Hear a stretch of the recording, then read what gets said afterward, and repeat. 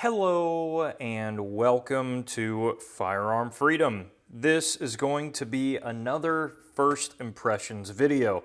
In today's first impressions video, we are taking a look at this newer Midwest Alpha rail system. And before we get this video started, I want to give a huge shout out to this video's sponsor, which is of course The Armories. They have a few shops down in the Florida area. I'm kind of bummed I'm all the way up here in Pennsylvania because they look pretty freaking awesome.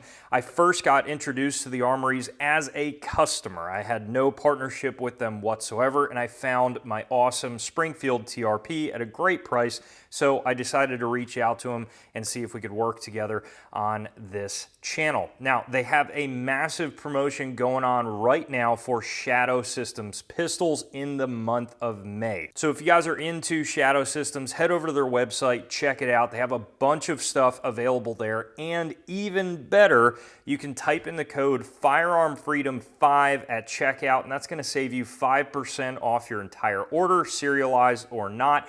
And it's also going to let them know that you came to their site from my video. Check them out and thank them for supporting this channel. I did not think this would look this freaking cool. All right, maybe I did a little bit, but originally on my Arsenal 107 FR here, I had the Midwest Alpha handguard set. Now that was right when they launched it, and it was the all black M-LOK variation. So it had M-LOK slots on the right, left, and bottom, and then of course it was the standard railed dust cover.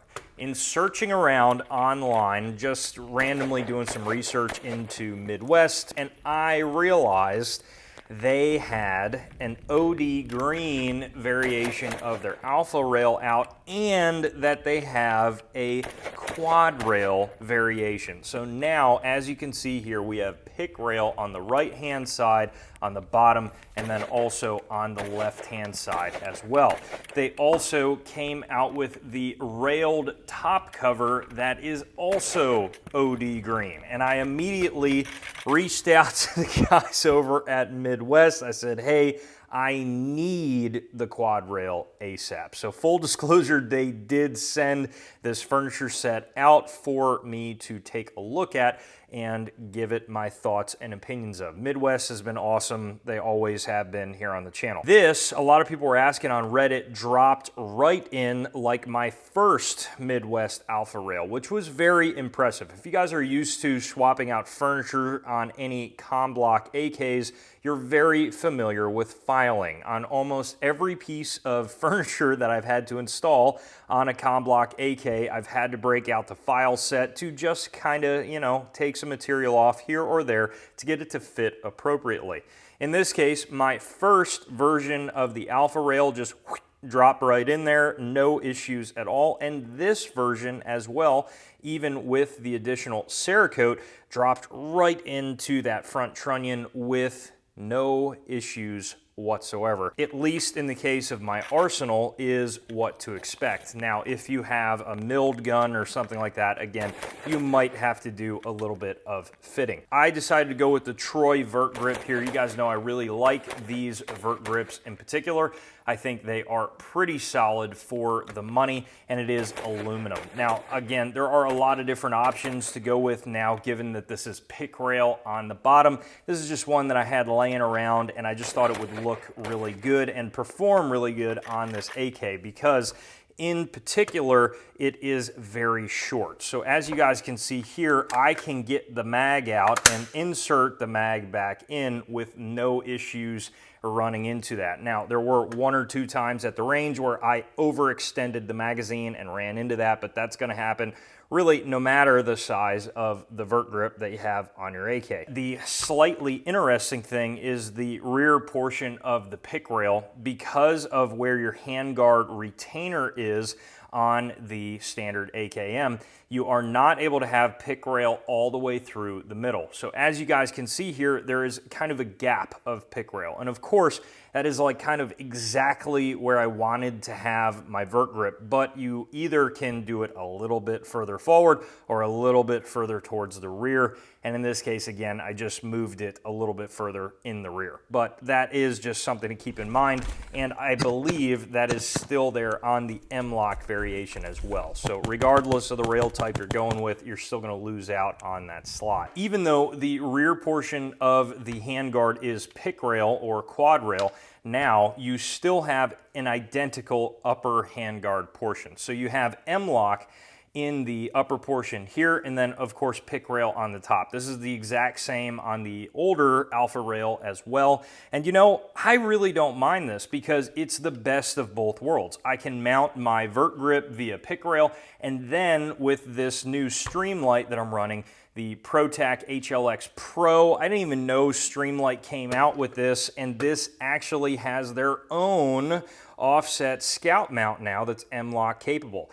I love this light. Streamlight did send this to me to check out. I'm going to do a full review on this light, but I got to say, I feel like they hit every single complaint that a customer base would have about their lights and just knocked it out of the park with the HLX Pro. So I got this mount out of the box, and it's exactly what I was looking for, and it is aluminum as well. And you guys can see that it just perfectly fits into that slot. I mean, it's like it was made for this handguard. So that worked out really well. You guys can see just how streamlined that light is on the right-hand side. And typical to a lot of AKs, you have kind of some interesting points here on where to get to the light to depress it.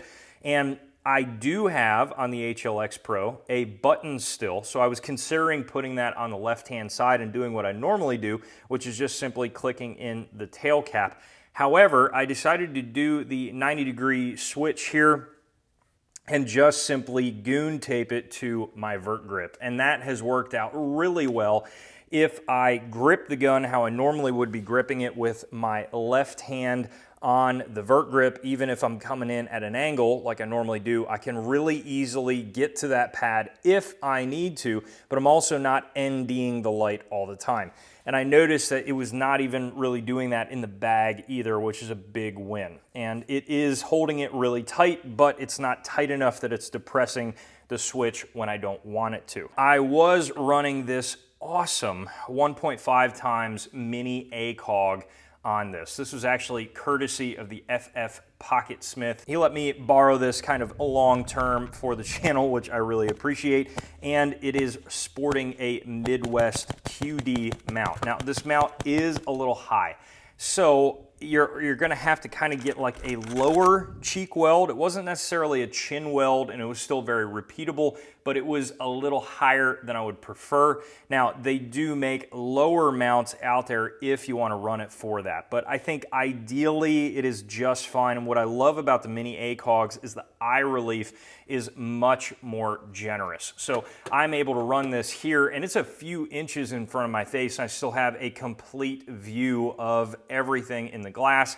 which is absolutely excellent. How did the furniture perform at the range? It did incredibly well. Of course, I would not expect this to have any issues. No screws were walking loose, provided you use the Vibrotite and the blue Loctite that they provide. The only one that I forgot to put some blue Loctite on is this tensioning screw on the lower portion here that tensions up into the barrel, and that did back its way out a little bit. Screwed it back in, used a little bit of red Loctite on that, which may or may not be recommended, and it's of course not worked its way loose at all.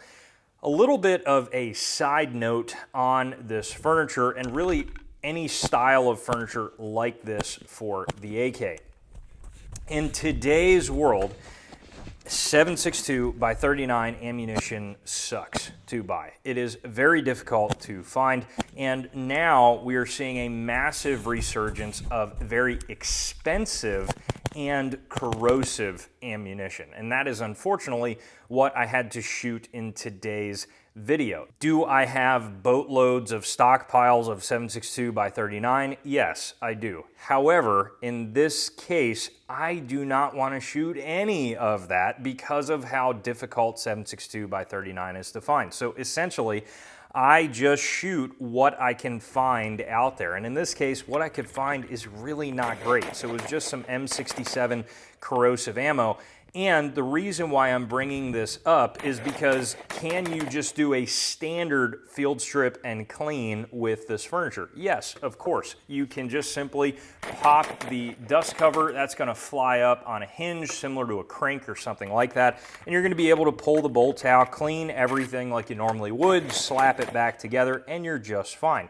However, in the case of shooting corrosive ammunition, you're going to need a much deeper cleaning. And of course, even after doing the little Russian trick of shooting non-corrosive ammo through the gun, immediately following the corrosive ammo, that does a really good job of at least not corroding out the barrel, the piston, the bolt carrier group, the bolt, things like that. It'll definitely clear that up. I even drenched the whole gun with a water bottle at the end, getting it all down the barrel, all the gas tube, the outside of the gun, the bolt, the receiver, everything.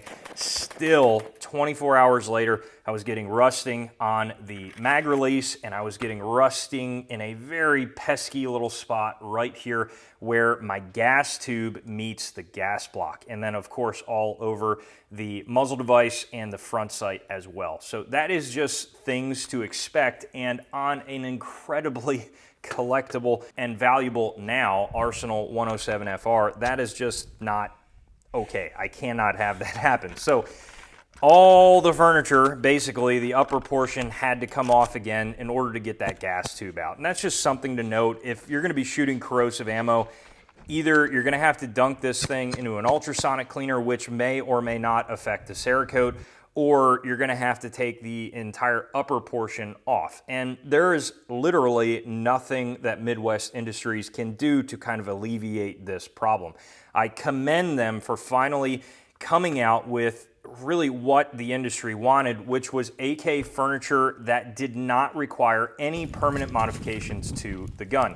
You still have your sling mounting point. I don't need to cut anything off. And again, I'm not permanently modifying my AK, but what comes along with that is a lot of screws holding this into place, and really a lack of an ability to remove your gas tube, which again, for standard cleaning and maintenance, no big deal. Of course, everything else has been excellent, and I was experiencing no loss and zero on the rail itself, and I was also able to zero my mini ACOG with no issues whatsoever. Overall, that is going to wrap up this first impressions video on the new and improved Midwest Alpha AK furniture. If you guys have any other questions about this furniture or anything else on the channel, please throw them down below in the comment section. You guys know I absolutely will get back to you.